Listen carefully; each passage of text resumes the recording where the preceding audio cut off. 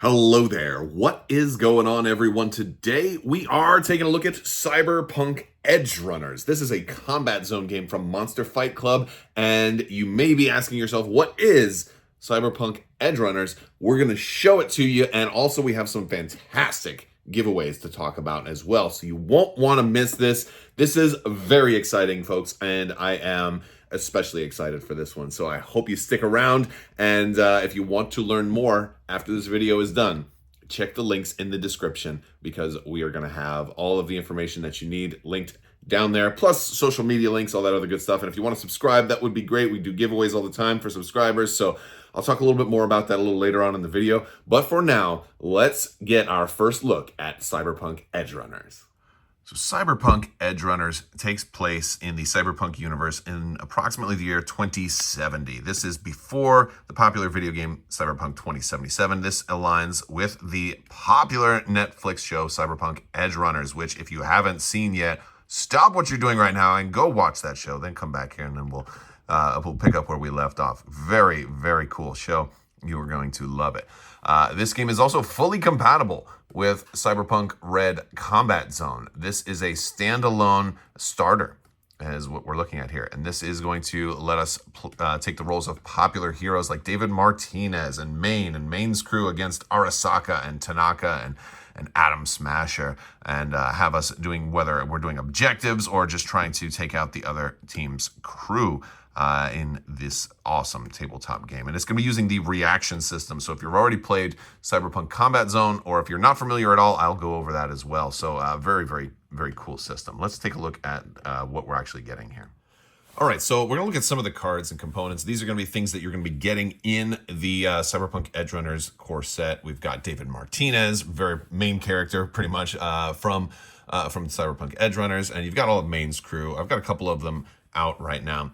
And we just want to look at the anatomy of a card, how the game system works, for those who are not familiar, and then we'll go into more of the components and what's different from this game from previous products that you've already gotten. So basically, every character has a number of skills that they're good at, as well as any special text on their cards, special abilities that maybe only they have. They're also going to have their point cost up here. They're using Euro dollars or Euro bucks. These are basically the points. So if you're playing a 50-point game or a 100-point game, that's how much you basically spent to hire the gang for this particular for this particular game. $50, 50-point game is a good starting. 100-point game is a little bit more standard. As far as the actions that characters can take, this game has a really, really great system of back and forth actions and reactions. And they're going to be using these action tokens. So David Martinez here has 3 yellow actions that he can take.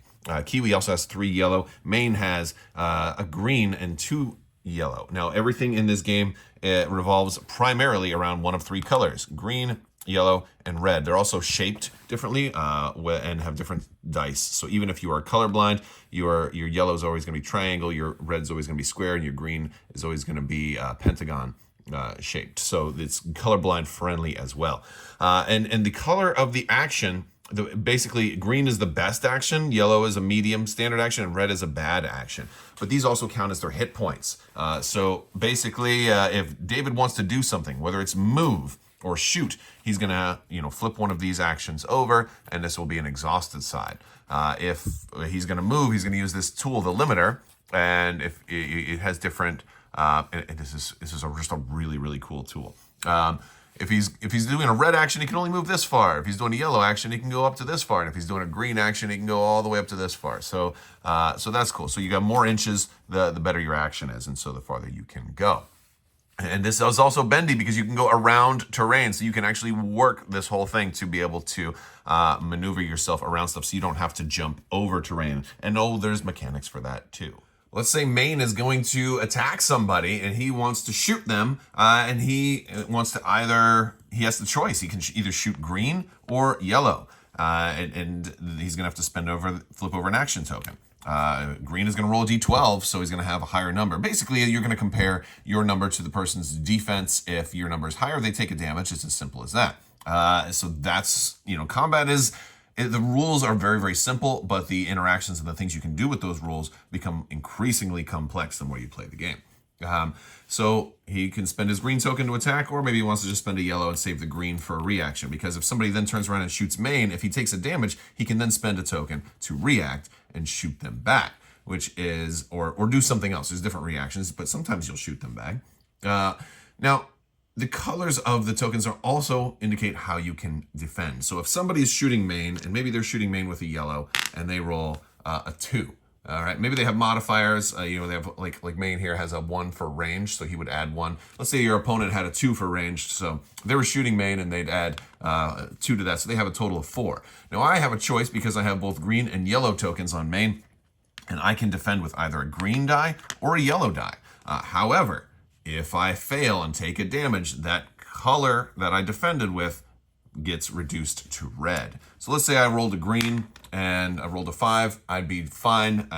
You missed, haha, keep going. But let's just say I rolled a 2, or better yet, I rolled this symbol here, which is a fumble. There's 2 special symbols. The 1 is basically a fumble, which means like a critical fail, and the skull is a crit, which is a critical success. So let's just say I fumbled the roll and I rolled my green. Oh no, I went for my big defense and it was done. Now I replace that with a red token.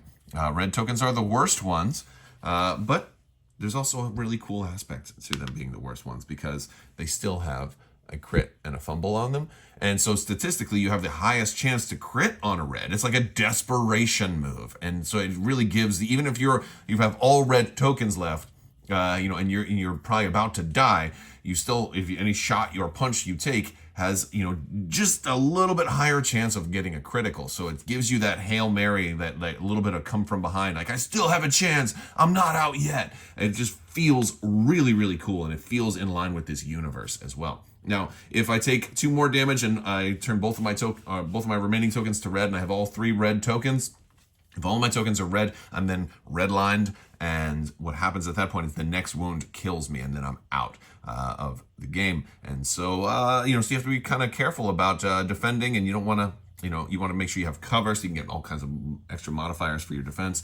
Another thing about red, though, is you're also that much closer to fumbling too. So it's very risky. The risk factor goes way up, whereas green, you have the lowest chance of fumbling, also the lowest chance of critting, but you have a lot better chance of getting a good high number. So green is a very safe die. Also, it allows you to move green distance if you're taking a move action. So you can move like halfway across the board with a green move action if you want to do that. So the whole action reaction system, very, very cool. Any tokens that you have unspent, if you do take a damage, you can then spend a token to interrupt their action and say, no, I'm going to take an action now. I'm going to move out of the way so you can't shoot me again, or I'm going to shoot you back in hopes that I maybe kill you before you can shoot me back. And so, or maybe I want to shoot you back and cause you to maybe spend your green or downgrade your green to a red if I'm able to punch through, and then you will have a less powerful die to attack me back with for your next thing. Now, activating characters is very cool. When it's my turn, I'll choose one character and I can do all 3 of their actions, or I can just do one of their actions, or I can do 2. And I can do as many actions as I want until I yield control back. I can then pass and goes back to them, and we just go back and forth and back and forth. But I can't activate 2 characters in a row unless we use influence, and there's a lot more rules. I'll let you get into the rules on your own, but that's basically the quick summary of the back and forth. You can take like usually up to 3 actions in a row if your opponent doesn't interrupt you with the reaction system. So and then you go back and forth. So in addition to Main's crew and all of the different characters that you're going to see in Cyberpunk Edgerunners that are going to show up in this game, you're also getting a whole bunch. And by the way, these are all Edgerunners, right? So in the course of the game, while you do have gangs, Edgerunners are special types that they can be their own gang, but Edgerunners can also be hired on by other gangs. So if you really like David Martinez, you want to run him with like Bozos or like a different clan, or with Arasaka or something like that. It is possible to be able to hire an edge runner for a different clan. And also that's something that's cool is they have universal upgrades. Normally in the game, this is one of the differences, you have upgrade cards that also have their own EB cost that you can give characters. Upgrades, you can give characters as many upgrades as you want, but you have to keep in mind the rarity. The number of rarity on these cards is how many you can have for your whole gang. So this optical camo, I can only have 1 of these in my entire gang. The shotgun, I can have 2 of these in my entire gang. So that's cool. And then they also have if it's a special weapon or whatever, they have a range restriction on them. So this one can only fire at red range. So again, you can only use the shotgun up close, which is cool. Same thing with this katana. You can use this one up close. And so yeah, so some cool stuff. So we're gonna have all kinds of upgrades like that as well. We're also going to be getting Arasaka characters. We've got all types. We've got some more generic characters, some unique characters like Adam Smasher, a very recognizable character, and Tanaka, and then like heavy support operatives and all kinds of Arasaka. So you have your two gangs that you can go head to head with. And if you like this game and you like what you see here and you want more gangs, there's all kinds of extra gangs. There's lots of gangs like from Cyberpunk Red Combat Zone that you could then use. There's Maelstrom, and there's the Tiger Claws, and then there's like Danger Gals, and lots of other gangs that are available. So there's if you want to expand on this game, there's a lot of expandability. All right, so I also want to talk about the miniatures because I think there's going to be a lot of confusion about the miniatures, and I want to clarify, for one, how awesome they are, and for two, that there's multiple paths to how you want this game to be on your tabletop. So let's start talking about the standees, because these are actually pretty cool. You're having these double-sided standees, and you've got your whole gang that's going to come with these. They're very very simple. They're very easy to come out of their little holder here. You just punch them out and stick them into the base. There are also clear bases that you can use. You don't have to use, and if it doesn't go in too easily, flip it over. There we go. That goes in the nice, easy way. Yeah, so there's clear bases, and then there are also black bases that kind of match the rest of the characters. I kind of like the black bases a little better, but it's up to you. Some people really like clear bases, so you're going to have two base options, which is very very cool. And there's some great things about this. This is going to be an option for players who maybe this is good enough for you. Maybe you don't want to have to paint and you want to be able to play it straight out of the box. Maybe you do want to paint your miniatures. There's going to be an option, or there's a collector's edition that's going to have the miniatures that also come. And so you can have these to play right out of the box while you're getting your miniatures painted. And these are really, really great. Let's get a closer look. All right, so here's a closer look at these standees. Now, I think these are great. Like, I don't even like the term standees as much because a lot of times people kind of think of a standee as something very, very flimsy and cheap. And these are a lot more, they're a lot thicker, they're a lot more substantial, and they're very high quality with the full paint job that's on these. And what's amazing is that they're fully painted on the back as well, and at the back of the character. So that really helps keep the immersion there. It feels like you've got minis on the table. It feels like you've got fully painted minis on the table from a distance. It's very, very cool. Now, this may be perfect for you. This may not be your thing. There's going to be a miniatures option as well with the collector's edition that's going to be available, so you won't want to miss out. And oh, by the way, there are minis. I'm going to show you those in just a second. I'm going to show you at least one of them. We got a very special one with a giveaway. Here's Rebecca. Again, every character has the backs on them. It's super super easy to put these together. You can just pop them out here. There we go. Boom. We've got another one. It's just super easy. They're really really nice and just like play straight out of the box. This is just very very cool. So I like these. I like the fact that you have different options for the bases. If you wanted to go with the clear bases, you could do that. You could even say, hey, you know what, I'm going to go clear bases, you can go black bases, and then it'll be even easier to identify who's who, especially if you're doing like a mirror match. If you're playing somebody and maybe they wanted to run David Martinez's gang, and then, you know what, I want to run the same gang, and now we can more easily identify whose is whose. You have some really cool options that way. So I love it. I think these are very, very cool. But let's just say that, you know, this is just a good holdover. Hey, I'll just run these until I get my gang painted, but I want to use the miniatures. I want to get the collector's edition. What quality miniatures are we getting here? All right, let's talk about the moments. This is like maybe one of the most amazing miniatures I've seen in a very, very long time. This is Adam Smasher versus Rebecca at, you know, I don't want to do too many spoilers, but it's almost a spoilery image in its own. A really epic showdown. They were having a moment there, and then he came in to interrupt them. But no, very, very, very beautiful, incredibly detailed miniature. I really love this one. Actually, I haven't glued the two pieces together yet. I have it as different parts, but they go together really, really well. Very miniature, minimalized assembly for this. Like there's a couple of pieces, but there's not too many pieces, so you're only going to have to glue like maybe 2 or 3 pieces on every model top. Some of them it's only 1. So very, very cool stuff. This one is a little bit oversized for dramatic flair. So we've got Rebecca right there. We've got her miniature version. It's a little bit bigger, but the normal miniatures will be in scale with these. They'll be the same size as these. But this one they're doing a giveaway right now. There's details. You have a chance to win this one. If you want to win one of these here on the channel, we're doing a giveaway. Thanks to Monster Fight Club. They are going to help sponsor this. And so if you would like to win The Moment miniature, that's this thing that I'm holding right here. If you want to win one of your own, it's we're very, very cool. And this is separate from all the normal giveaways I do. My normal giveaways, I do $25 Amazon gift card giveaways all the time. There's one going on right now. You just have to be a subscriber and leave a comment on this or one of my videos. But if you want to win one of these, you do have to be a subscriber. So you're already, if you're already subscribed for the regular giveaway, you're already halfway there.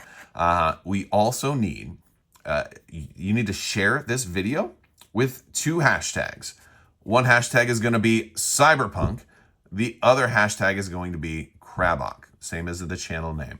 So if we can share this via social media in any form, whether it's Facebook or Twitter or even on YouTube community or but Facebook, Twitter, Instagram, just share the video. Well, you probably would have to be threads on Instagram. But yes, if you share this with those hashtags, well, I'll be able to go out and search those hashtags and we'll be selecting a winner. This is going to run for about a week and a half or so, and we'll be doing a video. We'll talk about the winner. I'll announce that winner on my social media, and yeah, then there you go. So if you want to win one of these, that's the way to do it. This is just an incredible. I'm actually very intimidated to paint this one up, but I'm gonna do it anyway. But I'm gonna take my time and wait till I'm feeling like I'm having a really good day where I'm worthy of giving this thing a shot. So I also want to talk about the terrain.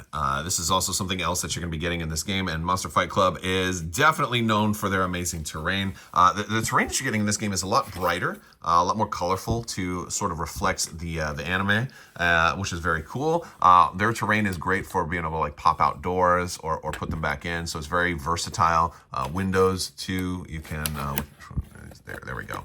You can pop out the windows if you want. You can do a lot of that. Night is even down to the smaller pieces. I love this one. They have the little Monster Fight Club on the door. There you go. So you can do a lot with these, or you can just have it kind of open.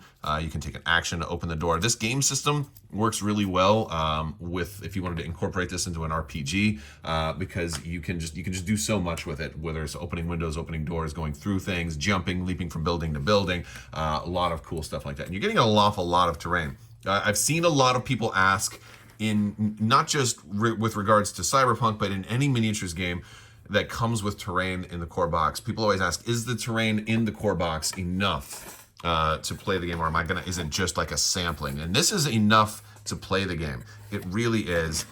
There's so much that you can do with this terrain, and it does fill up the board. You don't need any more.